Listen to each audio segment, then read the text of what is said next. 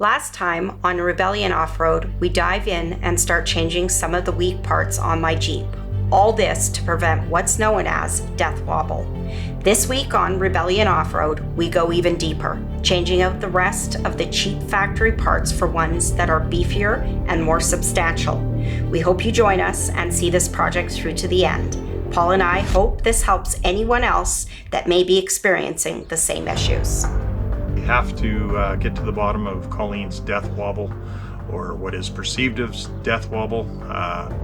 It's a phenomenon, but it's also quality of parts. And I truly believe, and that's the case now. We've been back to the dealer, I don't know how many times. Numerous times, too many to count.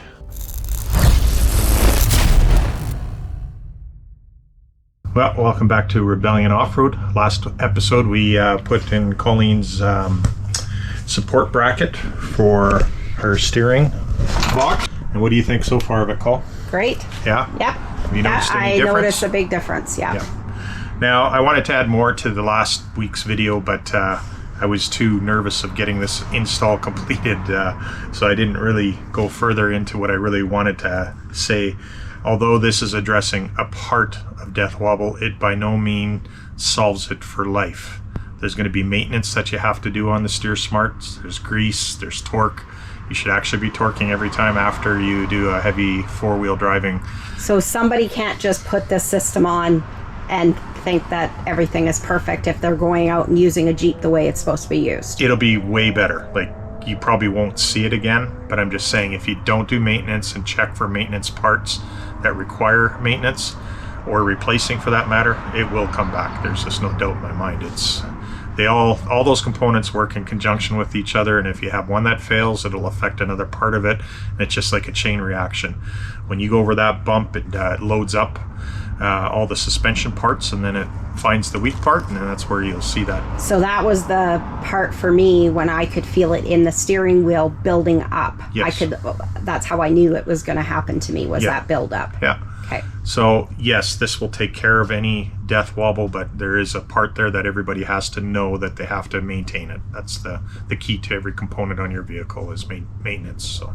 Okay, for today's episode, we're going to finish up part of the Steer Smarts installation, which is removing the tie rod and the drag link. And that should stiffen up all the components that she requires to maintain safe driving. No more death wobble. We're going to take it in for a wheel alignment after we're done. We have already got it booked for tomorrow. I know you can do one in the garage, pretty cheap and easy to do, but I'd rather just peace of mind, get it done. We're done with seeing dealerships and stuff like that. Okay, so dealership was phoned, and our Fox shocks should be in next week. So during this whole process, my Fox shock, this here, started leaking. We've waited months to receive new one, and I called the dealership yesterday, and they've got me 2 ordered, so 2 front brand new Fox shocks will be here next week. And that also contributes to parts that I'm referring to, that if you have a weak link in that whole system, it puts stress and undue stress on other components. So getting under your vehicle is important to check, for those sort of things. I think I was under there greasing or something one time, and I looked up and I noticed her shock was leaking. So once again, the warranty thing, I don't know, people. It's a frustrating thing. It's never guaranteed, right? No, it's just they do it when they want to do it. Play on words and everything else. So the Fox shock, both of them, both sides will be replaced.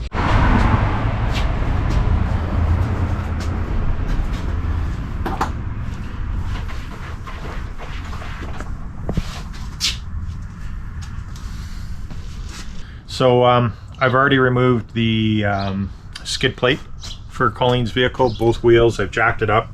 Most people know how to jack up a vehicle, I would hope, and if not, there's many other videos that show you how to do that. But we got a 3rd jack under there just for safety. There was an incident the other day where a car fell on somebody, so we want to be extra careful when you're working in your garage, and we definitely don't want any accidents. So the first part of today, we're going to start with taking off the steering stabilizer. That's this guy right back in here. We're going to remove that starting out. So it's this one right here? It's like a shock. Okay. Oh, the big guy. Being that we got this Falcon 2.2, I believe it is, the adjustable one.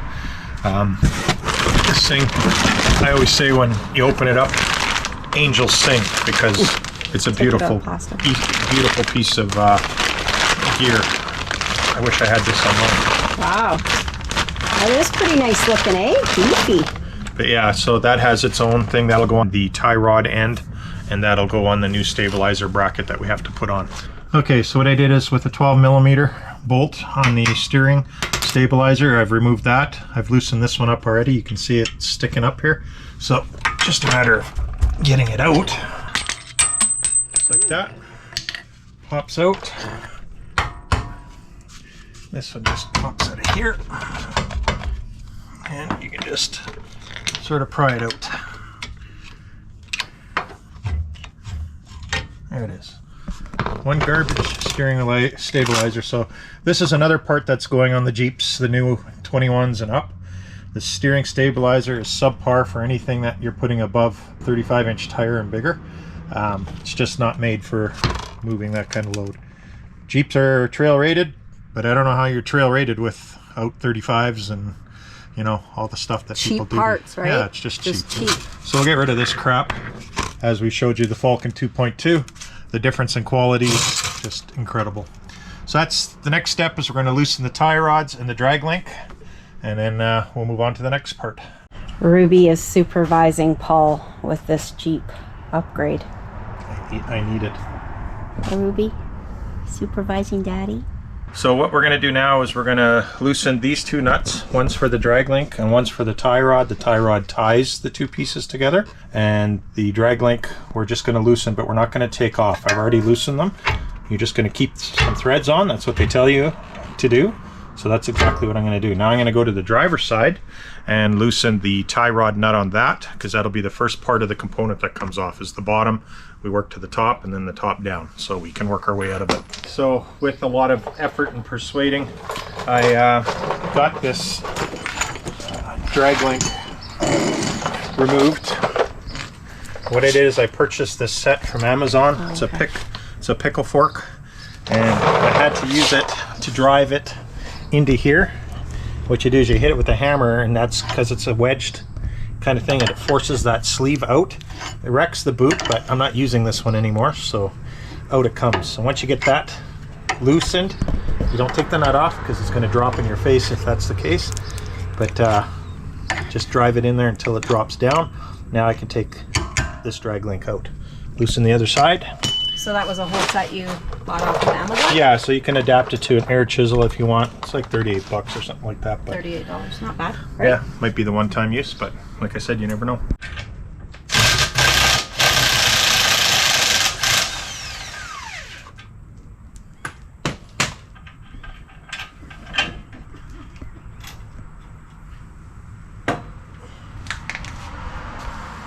Your baby's got broken legs right now. Aww. I know he's getting better legs, but... Okay, if you guys remember, this brackets were housed that steering stabilizer that went to the knuckle over there, or to this other... right here? Yeah, the bracket that was on here. Okay. This has to come off because it's not being... The stabilizer is no longer being attached there. It's being attached to the tie rod that's going to be here. I'll show you that after. But let's get this bracket off, and then I think that's it for removal. Then we can start the process of putting everything back new.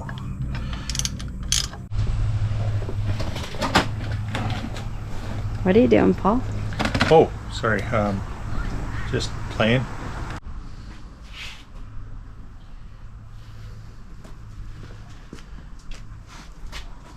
Like the packaging on the Steer Smarts is just next to none. Like I don't know. I think it's nicely laid out. Nicely laid out, and what are these things here? they're cap covers that go over the grease, the Zerk fittings. Wow. So where the grease goes in. Nice. Yeah, Holy pretty smokes. high tech. What do they say? Yeti. Yeah, that's nice. I like that. But they give you all the torque ones that you need. Yeah. So that's my next part. I'm gonna get these put together.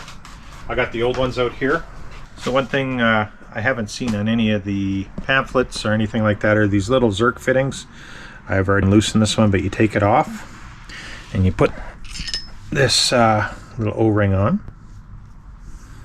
I believe that's where it goes. It's the only place where I could think that it possibly could fit. Then Yeti puts these little cap covers on. So cute. If you could get it on. Oh, I can get it on. Let's get it on. Okay, and then you just put the little Zerk fitting back in. Don't tighten these down too tight because they will bust on you, and then it's just a nasty thing. I've had them bust off on some other items because, you know, Over tight. after tight comes break. So that's what they look like. Nice little finish. Okay. Okay. This is the drag link that I'm going to tackle first. These cap covers have to come off. They don't belong on here. They're just for shipping reasons. So okay. these get discarded. Don't leave them on. Those cap guards. Okay. They tell you to put a little bit of grease around here. I've read it on some other forums that you put some grease around these just to seal them in there. So that's a drag link. Drag link. And they're opposite threads. What that means is one side will screw on righty-tighty, the other one lefty is tighty. So, and you can tell by these little notches on the end that this is the left. So they mark it for you. So there's two little grooves here, whereas this one doesn't have it. And that one doesn't have it. Okay. Well, it does, but it doesn't. It has an extra groove here is what they're saying. Okay. And then what you're going to do is you're going to put the zinc oxide on. Anti-seize is what we call it. And it's going to go on the threads, and it's going to go on the internal threads on both sides. Both sides. Yeah, and then these are just going to be snugged. Now, what we have to do is we have to grab center to center measurements off the old drag link. Okay. So I'm going to get this one all greased up with the anti-seize. We're going to do our measurements, and we're going to slightly lock these in. They're not being torqued down to specs. So we got the anti-seize on. Don't go light on this stuff. Never be enough anti-seize on anything. You don't want it to seize up on you. I took the cap covers off, put the Zerk fittings on, so now it's time to assemble this baby. This I'm going to take in as far as I can for now until I get that measurement. I don't know what it is, but we'll figure it out shortly here. Now I'm just going to start that and just show you. Now we're going to do the same thing on the other end. We're going to cover the threads internal, external. We're going to roll it in, and then we're going to take our measurement center to center. And at that point, we can put it in place and loosely fit it in. So when you bring the vehicle down, yeah, because once I put that steering stabilizer on there, you don't know where all these clamps are going to end up. Okay.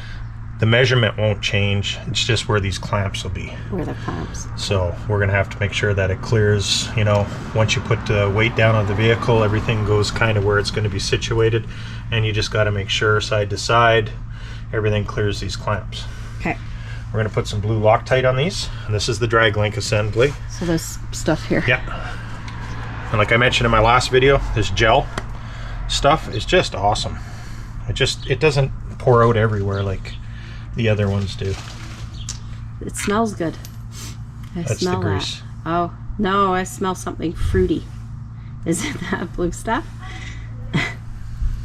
Yeah, maybe. Smell. Yeah, it is. It's the blue stuff. It smells fruity. So it's a Loctite. It's blue.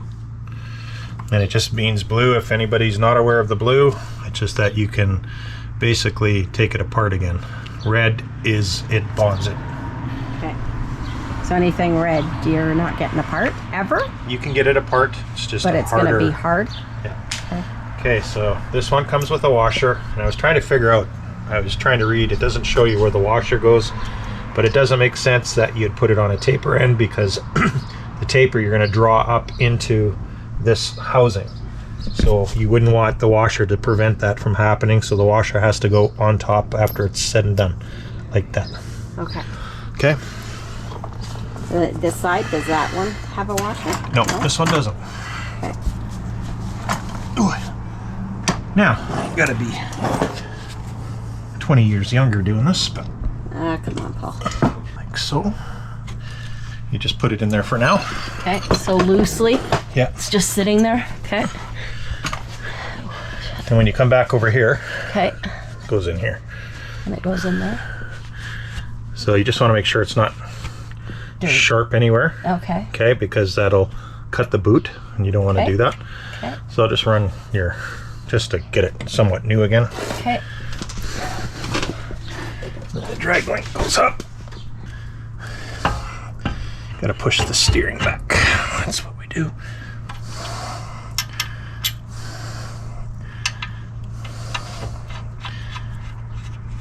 And that's it in a nutshell for now.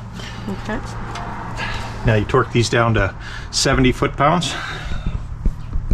I'm going to read a little bit further ahead, and if that's what it is, then that's what I'll do next. I'll torque those down. I torqued this up to 70 foot-pounds, like it says. It was a bear.